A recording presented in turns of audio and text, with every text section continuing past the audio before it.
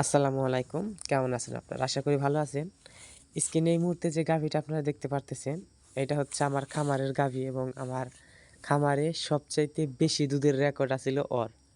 একটু উলান দেখলে মানে যারা গাভী চিনেন ভালো গাভী তারা আর বলা লাগবো না যে উলান দেখলেই বুঝতে পারবেন। এটা কিন্তু ভাই উলান সকালে দুধ দোয়ানোর আগের উলান না, এটা হচ্ছে ওর প্রেগনেন্ট অবস্থায় উলান, যখন ওর মানে 9 মাস প্রেগনেন্ট আছিল তখনকার উলান। এখন বলতে পারেন যে আবার দুধ দোয়ানোর আগে মানে উলান বড় করে ভিডিও করে আপনাদেরকে দেখাইছে, এটা কিন্তু না। এটা হচ্ছে যখন ওর 8 মাস 9 মাস প্রেগনেন্ট আছিল তখন উলান হয়েছিল এরকম। যদিও গাভীটা এখন আর আমার কাছে নাই, একটা অ্যাক্সিডেন্টে মারা গেছে গাভীটা। কিন্তু এই গাভীটা আমার খামারের মধ্যে সবচাইতে বেশি দুধ আছিল ওর।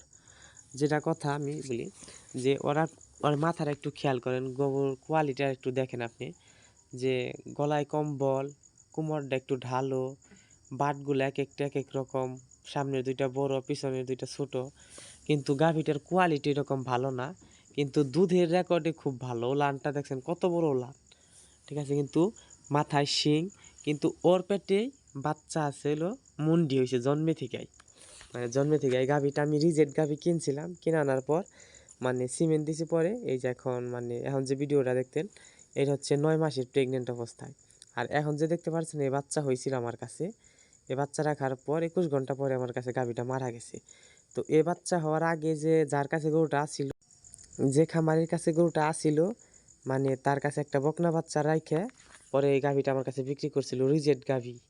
রিজেক্ট গাভী বিক্রি করছিল, পরে আমি গাভীটা 1,07,000 থেকে কেনার পর বীজ দিছিলাম। পর ওই যে বাচ্চাটা আপনার একটু আগে স্ক্রিনে যে কালো বাচ্চাটা দেখলেন ওইটা হয়েছে। কিন্তু যে বাচ্চাটা রাইখা দিছিল উনি, ওই বাচ্চাটা এখন আবার গাভীতে রূপান্তরিত হয়েছে জন্মে থেকে মুন্ডি। কিন্তু এটার দুধের রেকর্ড কীরকম আসতে পারে আমার অভিজ্ঞতার সাথে আপনাদের অভিজ্ঞতা মিলাবো, এর কারণে একটু পরে দেখতে পারবেন। আপনারা একটু খেয়াল করেন যে গাভীটা, এই যে গাভীটা, এটা হচ্ছে মানে যে কালো যে গাভীটা দেখাইলাম ওর এই বাচ্চা। এই বাচ্চারা উনি আমার কাছে বিক্রি করছিল গাভী 1,07,000 টাকা। তারপরে আমি সিমেন্ট দিয়েছিলাম পরে, মানে আমার খামারে যে বকনাটা হয়েছিল ওর যে একটা কারণবশত গাভীটা মারা গেছে। দেখেন এই যে বাচ্চারা, গাভীটার মাথার খেয়াল করেন যে শিং নাই, জন্মে থেকে মুন্ডি। ও একটা বাচ্চা দিছিল, বাচ্চাটা ল্যাম্পিয়ে মারা গেছে এই বকনাটা। মানে আমার ওই গাভীর নাম মেয়ে এইটা, আর এটার একটা মেয়ে হয়েছিল, মানে নাতিন হয়েছিল। এই যে দেখছেন মাথাটার মধ্যে কোনো শিং নাই, কিন্তু গাভীটার কীরকম দুধ আসতে পারে এটা একটু আপনারা জানাইবেন আমারে, কারণ আমার অভিজ্ঞতা আর আপনাদের অভিজ্ঞতা একটু মানে কীরকম এটা বুঝ। গাভীরা একটা আপনার আরেকটু একবার খেয়াল করেন, খুব ভালো করে দেখবেন। সবাই ভালো থাকেন, সুস্থ থাকেন, আল্লাহ হাফেজ।